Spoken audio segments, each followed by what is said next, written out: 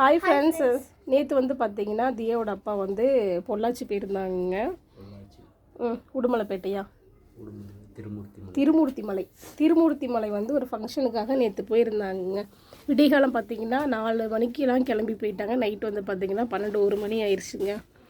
அதனால் பார்த்திங்கன்னா அங்கே போயிட்டு ஃபங்க்ஷனில் பார்த்திங்கன்னா இந்த மாதிரி மரக்கன்றுகள்லாம் வந்து கொடுத்துருந்தாங்க.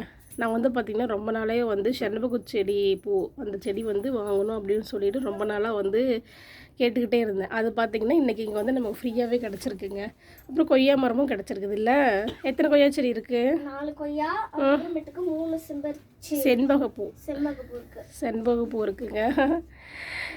எப்படி நைட்டாக பார்த்திங்கன்னா சேஃப்டியாக கொண்டு வந்துட்டாங்க. ஏன்னா செண்பகப்பூலாம் பார்த்திங்கன்னா தண்டு வந்து லேசாக இருக்குது, எல்லாம் உடஞ்சிருச்சுன்னா இதாக இருக்கும். இந்த பூ வந்து சூப்பராக இருக்குங்க. ஆனால் எல்லோ பூவா ஒயிட் கலர் பூவான்னு தெரில செண்பக பூவு.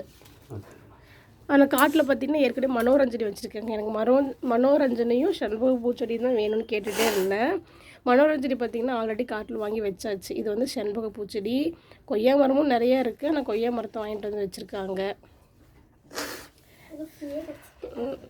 ஆமாம், இது வந்து அடுத்த தோட்டத்தில் கொண்டு போய் நெட்டு வைக்கணுங்க.